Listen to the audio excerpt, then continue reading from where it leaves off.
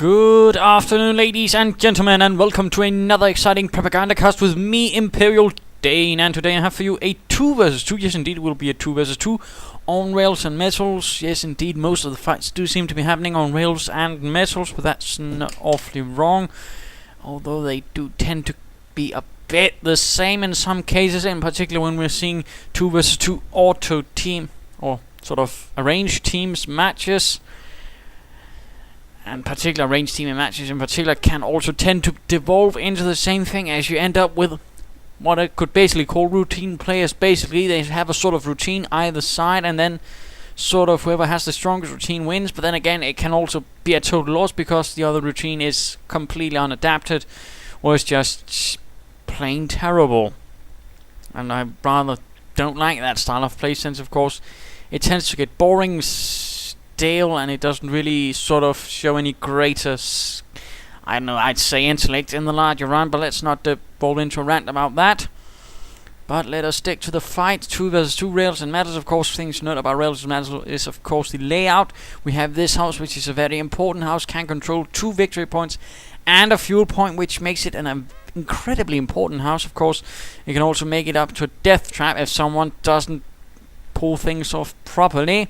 And of course we have this spot here with this old empty barn covering 1 victory point. It's not so bad, of course, if used properly, usually because heavy focus will be paid to here. You can actually probably pull off a good assault here and cut off an attack from a slightly stronger point, but of course people rarely do that. It tends to just sort of this house magnetically drawing people in, and then it turns into a terrible slug fight, which doesn't really entertain anybody in the longer run.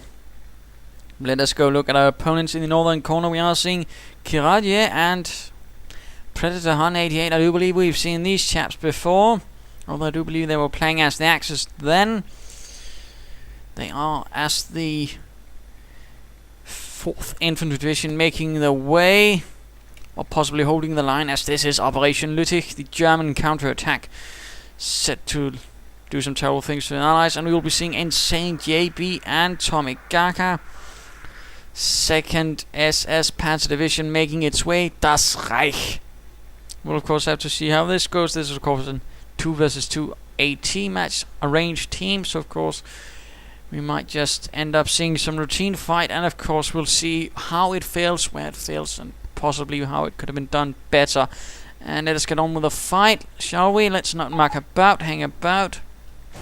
Wehrmacht quarters going up, though nothing unusual there. And in the Allied camps we are seeing 2 barracks going up. Not a bad start. We'll of course have to see how they pull it off further. Pioneers marching out. And apparently they're arranging to do the exact same thing. That's dull, I might argue, but there you go. Wehrmacht quarters are up. Barracks are up as well. Engineers getting upwards with their grease guns. The grease gun being a relatively easy submachine gun to sort of produce, is sort of followed into the whole MP40 idea, with the MP40 sort of with the Germans pounding a lot of things. And of course that was the sort of really cheap, really effective submachine gun. Mind you, the M3 grease gun really didn't become that effective, plus I believe it had some very nasty defects, like it could do some very terrible things to your fingers. Pioneers advancing forwards. Engineers still, riflemen arriving, and we are of course seeing the MG42. We'll probably be seeing it getting into this house. That's the usual thing. Barbed wire going down here. Probably going to see this area fortified with barbed wire, which of course is a good thing. Of course, if the Americans catch them off guard, it will end up very, very badly, with a lot of pioneers dead or in tears. There we go, advancing. Pioneers taking up position in this house to prevent any sort of counter movements. Riflemen advancing on all points. MG42s also advancing. So far not an awful lot. Not entirely sure why they're being so absolutely passive against this house. This is not good. Riflemen advancing across the open ground. What will they do? If they can take up position here, that will be good. There we go. In fact, heavy cover against units in a building. Good show. Although there we go, by on the way, and it of course will be trying that sort of sneaky thing, pushing them out of the cover. Of course riflemen could gun it down. No, there we go. The remaining... No, they get out of cover. That's bad. And they probably will be getting suppressed unless they can get back in. No, one stuck out. And he's getting the rest suppressed. Bikes moving out. In the north, MG42 getting pushed back, it seems. Nice move there. Further riflemen arriving. Not much luck here. Americans having secured the northern part of the map rather squarely at the moment. Engineers and riflemen advancing very slowly. Could be pushing through here. And here that could in fact be nice. But no, apparently not. Bikes moving in. Getting down on these engineers. Doing terrible damage. Forcing them to retreat rather swiftly. Reconnaissance spikes not really featuring this heavily by the wall. That was more jeeps and such. And of course Kubelwagens and Schwimmwagens. Although the Schwimmwagen of course wasn't really that much greater in numbers. Still, it was used, and it certainly did help during the retreat during Falaise, when of course units had to get across the river. Riflemen engaging these pioneers. Pioneers are occupying the building, and riflemen are pulling back rather swiftly. Volksgrenadiers moving in to support. They could take up position in this house, unless of course the Volksgrenadiers do. American assault cutting hold in the barbed wire. Good show there. And there we go. The barbed wire has been pierced, and riflemen going perhaps for this victory point. No, I'm not entirely sure. They could have engaged these pioneers, but they refused to do so. And looks like the entire assault is stalling down, while the German commander Tommygaga is of course reacting rather swiftly. Engineers coming under fire, and the MG42 here in the building will of course soon turn about. Unless of course he has some sort of brilliant plan. This could easily end up badly. Sniper firing away. Volksgun is arriving. Not much luck for the Allies so far, getting stopped by MG42s and a lack of daring do. The rest just sort of mucking about. Not much luck there. Riflemen advancing from several points. Could be they have a plan against this MG42 in the house. Could it be they have grenades already? Pioneers retreating. Bike charging forwards. And there we go. Grenade flying over the shed into the house. And of course MG42, and let me just briefly explain how did this happen. How could it happen? My goodness gracious, some of you are already wondering. Well, of course it has something to do with sort of physics sort of thing. You have a very nice house there, of course, and these troops will tend to stick together. And what does this mean? Well, of course, a grenade tends to explode. Explosions tend to arc outwards, and troops that are bundled together, even in houses, tend to get killed together. And of course MG42 teams are rather much more susceptible than that. So for example, say the grenade lands right here, these two chaps will be here, down one down here, grenade goes off, all dead. Simple as that. Just keep that in mind. Riflemen clearing out. The MG42 sniper forced to retreat. This could certainly be a small advantage for the Americans. Of course they need to really push it off. Americans charging in against these Volksgrenadiers. InsaneJB will have to counter in with his own forces, although looks like the American commander in the north is not doing terribly well. He has a lot of forces he needs to move out quickly. And of course now InsaneJB is of course forced, and will of course be able to apply the correct amount of pressure, because then of course this can be quickly turned about, because that is what teamwork is about, knowing when to both apply the pressure and when not to. Rifleman getting sniped, and there we go. German counterattack. Will Kyurishi be able to assist, or will he just be mucking about, not really realizing what's going on? That's certainly not entirely wrong. There we go. He's doing absolutely nothing now. He's pulling back instead of trying to counterattack this force, which is currently... Oh dear, Kyurishi, are you a simpleton? Apparently so. Volksgun is advancing in the south. Riflemen forced to retreat, and this advantage which has been gained has immediately been lost due to poor lack of effort by Kyurishi, lack of speed, lack of boldness, lack of backbone, and of course now Mr. Predatorhun is not doing so well. Few riflemen holding the line, but they won't be holding it for long. Pioneers advancing with swamp minesweepers, clearing things out. Not good at all. Of course expecting mines, and riflemen just taking losses. Sniper firing away. Volksgun is doing as well. And looks like now Kyurishi is making a move. My goodness, you really need to time your attacks and be aware of what's going on with your ally as well. I mean, really, that was just terribly moved. And now, of course, he's just going to end up facing possibly the wrath of both players again. My goodness, that's not good. Terrible, in fact. Ought to be court-martialed. Riflemen advancing, pushing on these Volksgrenadiers. Bike moving in from Tommygaga. MG42 in this house, covering everything. Snipers could also be moving in. There we go. In fact, these riflemen are not looking good. Oh dear, one moves too far. Bike taking a bit of fire, and riflemen getting sniped. Let's in fact go have a look at InsaneJB. No doctrine as of yet, although that's not unsurprising. At this stage of the fight, more advancing here. No medic stations as of far. Oh, there we go. But not much really to provide any sort of firepower, although we are seeing a weapon support center up. An American sniper on the move. Bike firing away. Rifleman getting sniped. Volksgrenadiers is advancing, retreating. Rifleman really getting sniped. Numerous German snipers. My goodness, 3 snipers. There we go. The American sniper fires and gets one German sniper and retreats swiftly. American Jeep advancing, opening up on these pioneers. Lots of mines right there by Tommygaga. That's good. More mines. No, that's from InsaneJB, but still, mines are good. Mines are lovely, and of course, this is sort of the main point of aggression, and of course, where they're InsaneJB and Tommygaga, of course, sort of focusing the efforts, and really why, for example, Predatorhun isn't really trying to attack from another angle is, of course, beyond me. Although they could sort of be this sort of applying enough force to one point mentality in the hopes of finally overcoming it, basically the World War I mentality. If some men failed, more men will surely succeed. Grenades flying, Volksgrenadiers dodging, Volksgrenadiers on the wrong part, Riflemen on the wrong part of cover, more grenades flying, Volksgrenadiers continuing to dodge, medics getting scorched. This medic station is in fact a bit beyond. Riflemen sneaking about behind enemy lines, having succeeded in piercing through. Jeep hitting a mine. This is not good at all. This is uncoordinated from the behalf of the Americans. Motor pool is up. Motor pool is soon up. Vehicles could turn things around, of course, except if some sneaky German commander, of course, was anticipating that and was getting a Pack 38. Grenades flying, still not doing much to these Volksgrenadiers, so that's an absolute waste of munitions again.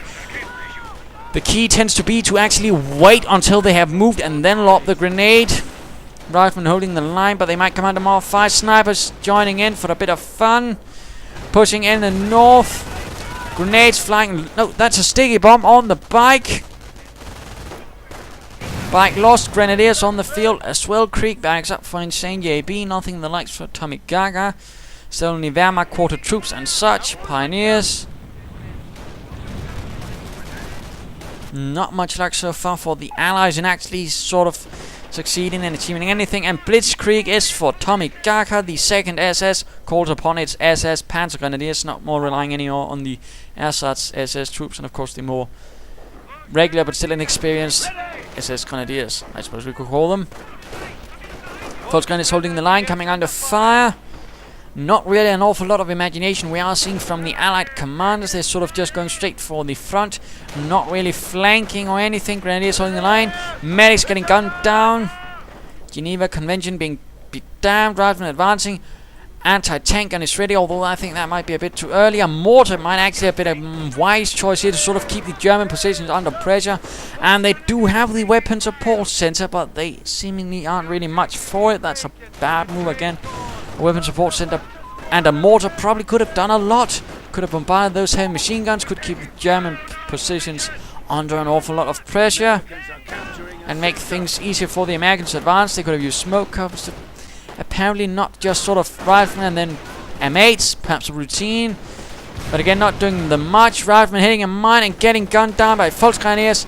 Lots of Volksgrenadiers. In fact, stormtroopers now as well with their assault rifles tearing through these riflemen, gunning them down and kicking them with their jackboots while they're down as well, I suppose. M8 charging into the front line. Not really commendable. Seems a bit foolhardy, and that M8 might not last long.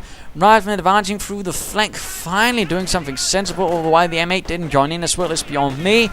Let's go switch over to Kyurishi, who really seems to be taking the brunt. He's gone for armor doctrine. Anti-tank guns getting ready, but still there's not an awful lot of armor from the Germans so far. I mean, it's good to be prepared, but I'd rather also have seen something mortarish to keep those Germans' positions under pressure. Sadly, that doesn't seem to be really materializing. Instead, we have stormtroopers with assault rifles doing one bang-up job and kicking those Americans' ass. Sturm Armory now going up. We might probably be expecting Pumas, perhaps a Sturm 4 or 2. Engineers trying to take this point without support, getting gunned down by some awfully wounded Volksgrenadiers. Doing a terrific job there. Mines being laid down, but that might be a bit off. Nothing to really sort of facilitate a major assault. No artillery at all. That's not what you call a good thing. That's generally what you call bad, if I might even be so bold to say that. Volkswagen is coming under fire from the M8. Forward headquarters. Where? No idea. Perhaps he's asking for one, or perhaps he's setting one up right there by his bunker. Americans have a nice spot off here to sort of attack through, but they're not really capitalizing on it. But then again, they seem to be suffering heavy losses and seem unable to really get any sort of decent assault off. But there we go, Americans advancing through the south. Pack getting out of there. Wounded German infantrymen nearby, but not really doing anything. M8 also nearby. And another frontal assault. Does he ever learn? Pioneers with flamethrowers getting into the building, firing out. The house is spewing fire. Grenades flying in, killing one pioneer. The M8 taking a bit of fire from the pack. Pioneers are lost. If some riflemen were to get in, they could, for example, fire down onto the German position. But no, riflemen getting... Why did they run up to the stormtroopers with assault rifles? That's just bad. M8 lost. That was terrible.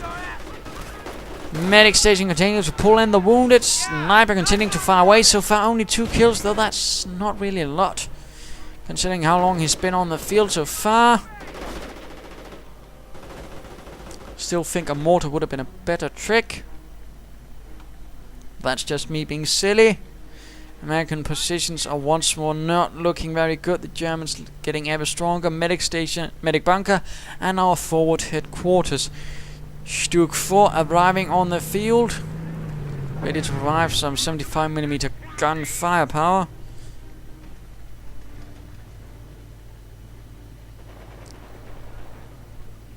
Riflemen advancing once more towards the central victory point. A bit of fighting right here. Pioneers running away. Riflemen getting sniped. And what is this? Did I see a mortar around? Yes, indeed. The Germans have gone for a mortar, which is only going to make things harder for the Americans, who instead get a BAR. That could have been done with earlier, and perhaps actually have done a lot more. And now the Pumas arrive, ready to deliver some swift autocannon death upon the engineers, who swiftly runneth to the hills. If there are any hills left. Large force of grenadiers and Volkswagen is advancing through the center. Veterancy 2. Also some veterancy for the forces under Tommygaga, but still the large infantry force is to be under the command of InsaneJB. And it seems to be doing pretty well, actually. Again, not really meeting much resistance. Anti-tank uncleared out. Sniper retreating. Finally, I've gotten some veterancy, but still not really managing much. Riflemen charging in. BARs blazing. Riflemen ablaze and explode. M8 moving in, ambushing the grenadiers, but taking... no, the Panther rocket missed. Riflemen charging in. Those Panther grenadiers are really coming under a lot of fire. The SS shall not save them. Flamethrower engineers firing off at grenadiers. Their elite armor making them more susceptible to fire. Duel right here. The cover of the American riflemen getting blown away by the Panther Shreks. Grenades now being flung at the riflemen. Some losses, but they fight on nonetheless. M8 moving in, opening up. 50 caliber gun joining in the fun. Grenadiers taking a bit of damage, but not enough. Further riflemen and engineers moving in, putting the pressure on the grenadiers. Let us go have a look at Predatorhun.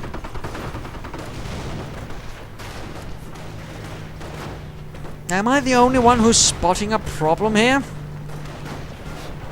They both gone for the same doctrine, and they both gone for one that sort of emphasizes swift mobile maneuver, and they're both not really doing it.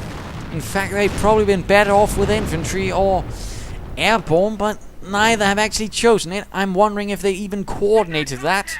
I mean, that's just bloody stupid. Grenadiers advancing, coming under fire, but really, both armor doctrine? Ugh. Had that been the German army, they'd probably both gone to the Eastern Front. Get back on the fight. With a sign that says shoot me. Grenadiers retreating swiftly. Sturk 4 and Stu 42 now holding the center line. The SS Sturmgeschütz doing quite a nice job. Although I'm unsure if the 2nd SS actually Panzer Division actually had any Sturks. There seems to have been some that actually didn't get any. I think, at least by Normandy. Mortar though continuing to punish the Americans with the rounds from above. Managing 5 kills so far. Riflemen advancing through the north. Americans doing a bit nasty here. M8 though taking fire from a pack. Riflemen not storming this mortar though. Then again this Stu 42 and this other Stu 42 might have something to do with it. No, there we go. Grenades flung at the mortar team. Snipers and Stus taking a terrible toll on the riflemen. Enemy unit down. Stormtroopers advancing, and we'll probably be seeing a bundle grenade on these riflemen. Awfully bundled up, in fact. There we go. And rifleman team cleared out. Nothing like a nice ambush with a bundle grenade. Always effective, and I do believe it's time for the mid-game analysis. The Americans certainly aren't doing too well now getting tank destroyers, but will they continually attack from the front? Sort of falsely believing that the tank destroyer, because it has this sort of tank in the name, is actually a tank. It's not. You better use it for speed and flanking, not charging head on. That tends to be stupid. M8 holding out here, getting repaired by engineers, but really the American situation is looking pretty terrible. We are seeing a machine gun emplacement to sort of prevent any rushes, but really they haven't really been able to sort of get a strong foothold on the field to hold any lines and to sort of keep the Germans actually pushed back. The Germans have been able to really hold the line for a large part of the fight and really keep the attrition up on the Americans without suffering too heavy losses themselves, and that's not good at all. There's been one medic station, but another could certainly have been done with, and certainly they could have done with a mortar, and one of them definitely should have gone with infantry, gotten a howitzer, and with all that munitions, big gun blasting the snot out of the German positions and then pushing through. But no, it's not there. That's just terrible, a shame, dishonorable, just in need of a good punch in the face. There you go. But of course, for the Germans, what do they need to do? Well, basically, besides winning, which is, obvious,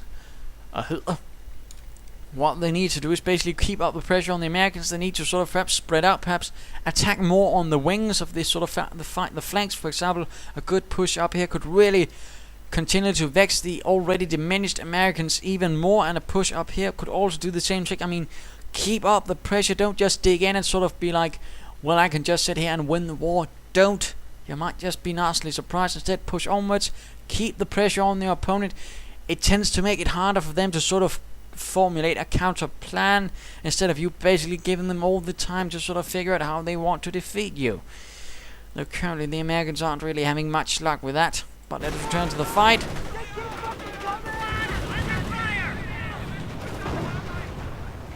Our forces are taking casualties.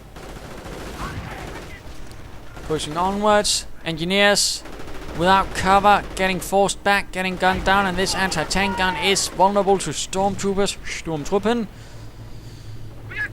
Assault guns holding the line here, although some are damaged probably by the anti-tank guns. M10 being M10ish. We're losing ground. Further riflemen arriving on the field. Nothing else though. Riflemen engaging these stormtroopers out in the open. That's not good, in particular since they are trying to take a point.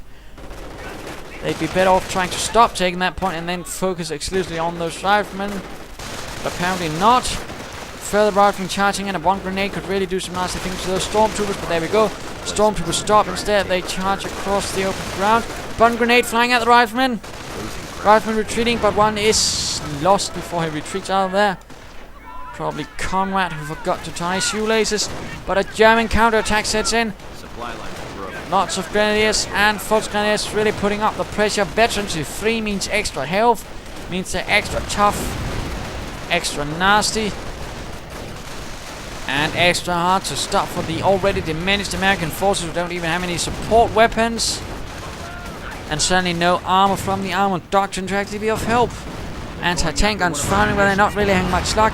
M10 charging in, taking quite a bit of fire. The Stuke 4 moves in, Veterancy 2 makes it quite useful. And looks like this M10 might soon be lost forever and ever. And what? Come on, fire. No, apparently not. Instead, it's taking fire from the anti-tank up. No, the Grenadiers charging. Panzer Shreks in hand.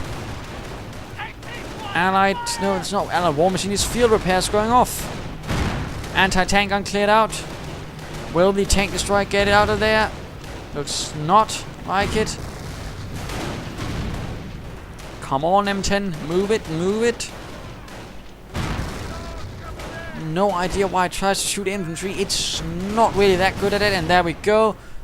Blown to bits. And the one of the guys flies away with the wind over the mountains. Let's return to the Axis side. Grenadiers charging ahead. False Grenadiers in tow. This M8 not looking too good. And really the American approach seems to have utterly collapsed by this stage. Utterly failed.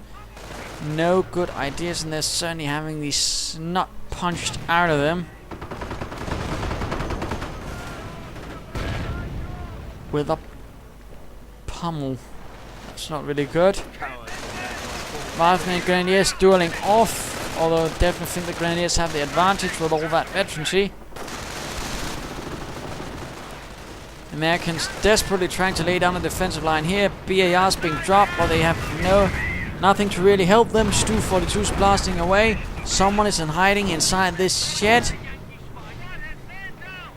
M8s and M10s doing what they can. Riflemen and some engineers as well, but not much luck either otherwise.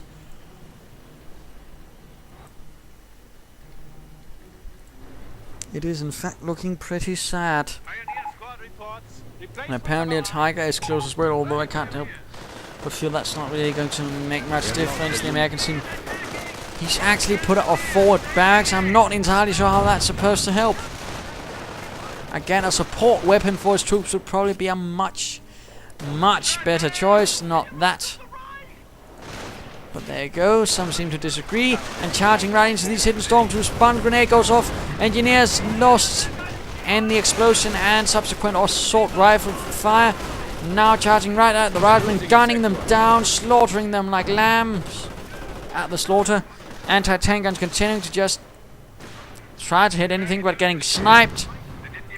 M10 hanging about, but it's not really going to do much because again the main part of the German forces is composed of infantry, and either side have nothing that really gives them the edge against infantry.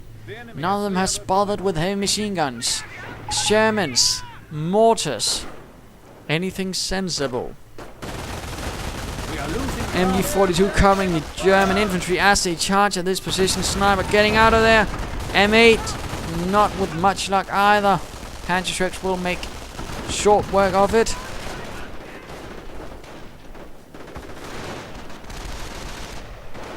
And the Americans once more make an attempt for the victory point without actually the ability to secure it for any longer period of time. Now getting assaulted by Volksgrenadiers. Will they survive for any longer time? Slowly getting gunned down by those nasty Volksgrenadiers. And now retreating, of course, leaving this point rather vulnerable, and of course rendering the whole point moot. Volksgrenadiers and Grenadiers securing the northern area now. Things are certainly lost for the 4th Infantry Division. The 2nd Panzer Division, SS Panzer Division, really making its mark on their lines, on their troops, at least those that remain. Still not sure why he needed a forward barracks right there. And now he's getting another M8 armored car.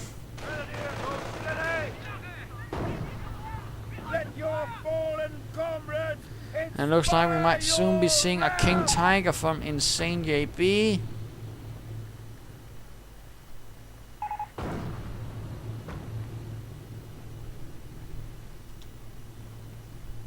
And now absolutely nothing is happening.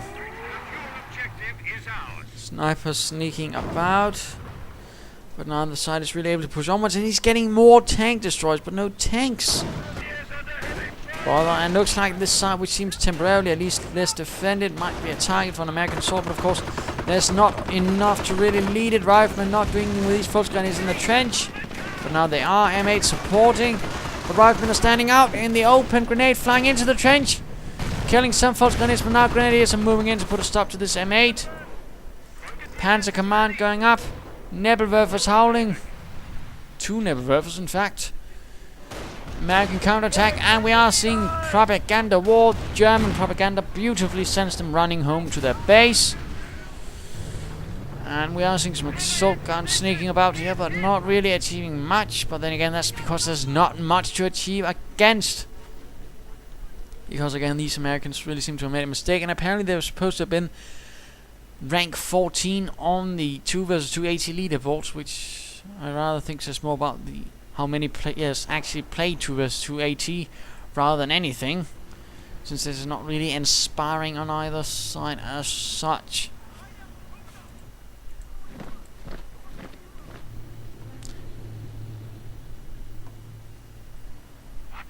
And all quiet, let us speed things up. What is this? A Calliope arriving, something armored, and a Pershing, my goodness. Could this be the turning point? Will the Calliope fire, or will it just stand about doing nothing? No, there we go. Firing. Pershing arriving as well. German positions getting bombarded. Grenadiers are lost. Although they seem to be making out of there. Pershing advancing. 90mm gun opening up, and tank traps being laid down. That's odd. But the pack is there. M10 charging into the front.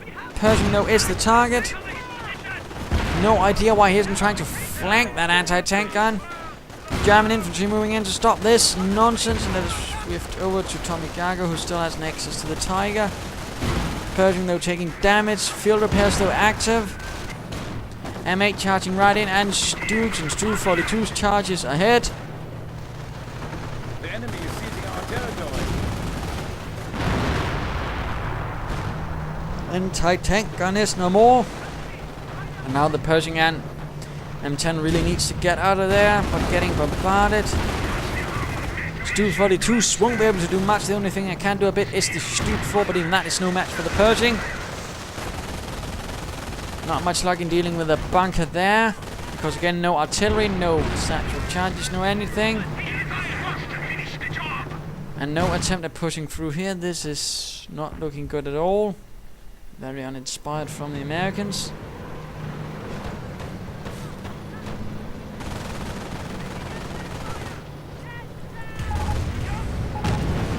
Almost Tiger, and let us speed things up. There we have a King Tiger. Facing off against 2 tank destroyers and the Pershing. This could end up very badly for the King Tiger, the Königstiger. Getting hit from all sides, but now Grenadiers are moving in, opening up on the M10, but the King Tiger still taking an awful lot of fire. And no losses of M10s as of yet. King Tiger though continues forwards with its rear exposed. Oh dear, that's bad. Field repairs once more going off, and a Calliope barrage right onto all of this. Missing. Beautifully. Grenadiers advancing with the Panzerx. Almost no points left for the Americans. Pershing taking fire from the high velocity 80mm gun of the King Tiger. M10's almost down. Sniper sniping the Grenadiers. Pershing firing. Firing. Americans doing something here, but failing, and in the center as well, because again, no sort of decent attack.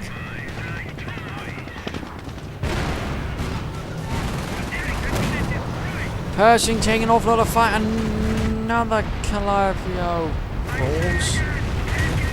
And now the Tiger has joined the field as well. Veterans 3 taking over for the King Tiger, opening up and doing some very nasty things. 1 shot and 3 riflemen are blown to bits, to paste.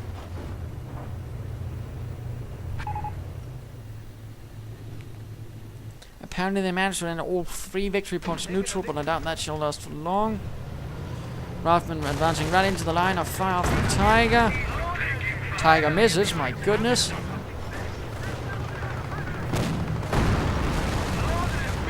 Let us speed things up a bit.